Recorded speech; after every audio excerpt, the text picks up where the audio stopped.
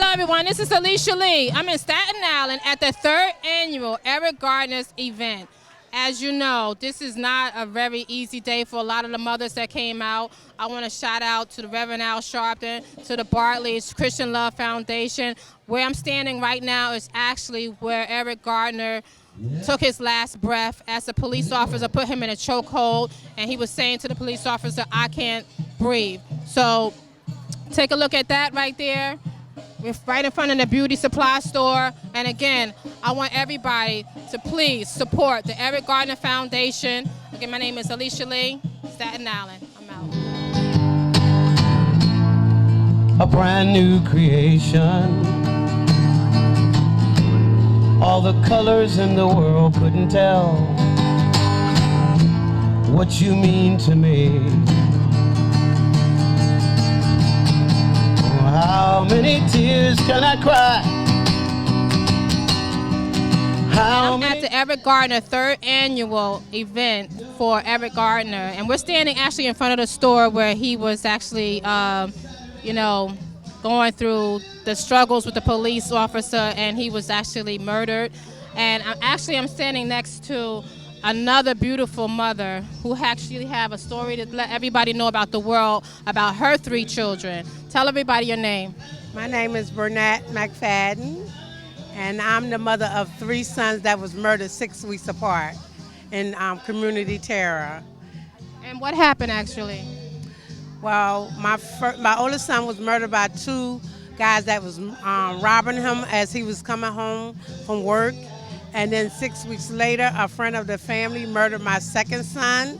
And then 6 weeks later, my 3rd son was also murdered by his sister's brother in Maryland. So you had 3 kids that was lost to community violence, basically. Yes. Wow. And what was their names again? Their name was Randolph, Reginald, and Linton McFadden. And their ages? 18, 20, and 17. And what happened? Tell everybody, like, what's going on with it? What is the police doing about it? Well, 2 of the murderers have life in jail. Okay. The other 2 are walking around free. They're free to live their life, do whatever they want. As for me and my family, I have joined different organizations. I'm with the Coalition of Concerned Mothers to help. I have 1 child left, and people need to understand the aftermath of losing our children, that the living child suffered too, because my son, as he said, he went to bed and had all his siblings, and he woke up, he has no siblings. So that's an impact that they don't understand. After we go to court and all, it's not even about that. It's about the life we have to live afterwards, the battle that we have to fight. So imagine that if your oldest brother died and you go to his to bury him or go to his casket, and my next to the oldest son had to put makeup on my oldest son. My next to the oldest son, my youngest son, had to put my makeup on his 2nd brother in the casket. Then my 3rd son, my youngest son, had to put makeup on his 3rd brother, so he had to put makeup on all 3 of his oldest brothers. So the impact that has is horrible. Where was this actually at? This happened in Baltimore County in Maryland. Wow, so sad. How are you holding up? I'm doing good. I'm great. I'm a warrior. I'm a mom that's never going to stop fighting. I will be there if they come up for parole. I'm going to be there. My family's going to be there. I fight out here with other mothers, from police brutality to whatever goes on, violence, domestic violence, community terror. I'm that mother that's going to go out here and do everything I can. And I always smile, because this smile comes from, my smile is Linton's smile. My eyes are Randolph's eyes. My ears are Reginald's ear. So they're here fighting along with me to this battle. So I'm glad to be here to support Ms. Garner and Eric anniversary. And I am so proud to be with other mothers and proud to get to know. It's sad that I have to be here with other mothers and in this organization that I did not ask to be in, and I did not want to be in, but I'm here, and I'm here for the long run, and I'm here to stay and to fight. What would be some of the advice right now that you would give to some of the moms that's actually going through what you're going through now, or some of the children that's out there in the streets and don't know the real struggle of the street life? What would be your advice to them right now? My advice to children that's out there fighting and out here just going through the struggle, you have to look at us. We're on camera all day. We're wearing shirts. We're doing buttons and everything. When do you think it's enough to stop going out here for us to see us mothers out here doing this? I'm here sweating like a mule, sitting under the cameras all the time, giving an interview. When do you stop and say, this is like I'm being a star. You're a star or what? Being in something that happens? You need to value life. Life is important. Life is important. When a mother carry a child, she carry a child for 10 months, not 9 months. And that bond that we have with our child, the bond that I had with my children is when God gave me breath to breathe, to even carry my child for those months. And then I had to relive every day when my child born. I had to be happy when he born and then be sad when he was dying. That is serious. That is a serious thing. When we go to and have a casket, we got to pick out a grave, got to pick out how much we're going to cost and stuff. We have to pay for all of that. That's not easy. And that's the problem. You don't think that this life is holding your hand. It's like somebody took a knife and took my whole cells out my body. And that's what matters the most. And you didn't lose one, not two. You lost 3 kids in a matter of weeks.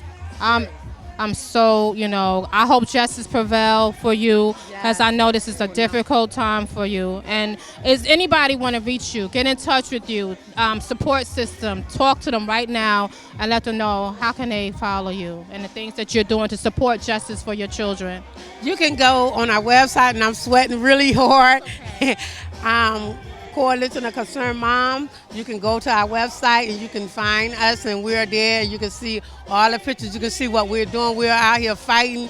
Like I said, I'm fighting. I'm on camera sweating like a mule.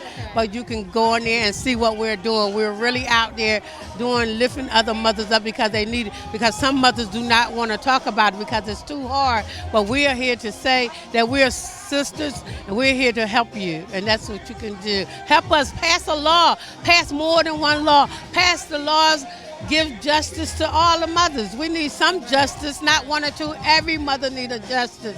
It doesn't matter how it is, but we need justice. And I'm going to step aside, and I want you to look into this camera, and this is going to be just for you and your kids. And I want you to look into this camera, and I want you to tell the world who and what your kids, with the fondest memories and what they meant to you. You let the world know that your kids wasn't just out in the street gang banging and doing all these other things. You let it be known right now who and what your kids were to you and what they meant to you as a mother to a son, as a son to a mother.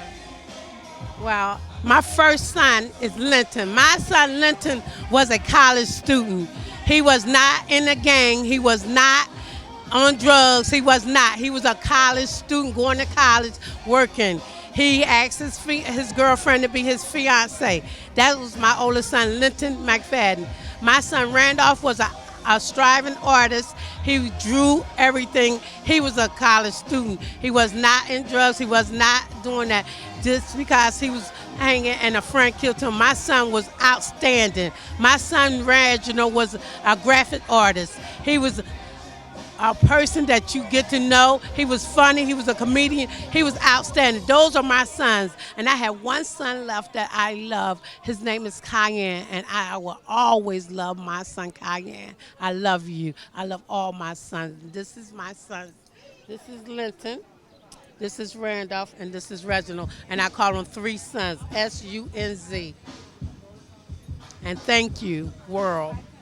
And I'm here to stand with all the mothers from Coalition of Concerned Mothers and to help this fight. Went to court with his case with the last perpetrator. There was 3 of them. So the last person, he decided to go to trial. He lost. And it was a very emotional day. It really was. But I tried to tell the judge, I couldn't get the words out, that Joe was just such a good person that when I need to feel upbeat and make it through the day as a single widow with children, I think of Joe's good and that he still be with me in his good way. And that's what I know that you guys probably know about that too, but that's what I think we all should do. I think we should like celebrate, like lift it up, like because all of them had good in them, and whatever it is about them that makes you smile and, you know, that makes you feel good and just like, wow, I remember he used to, you know, I remember she used to, you know, and just, I try to pull from that. Now, don't get me wrong, I have my moments, because I am a single mom with children. When Joe left here, they was 4 and 5. Now they're 7 and 8. As we all know, time don't stop. So, you know, I have my moments, but I try to keep those, you know, for me. And as far as getting through my day, I just try to celebrate Joe and just hold him in high regard. And the same thing for Gwen, because Gwen is the strongest, seriously. Like, what she's been through, what a lot of you mothers have been through, you guys are heroes.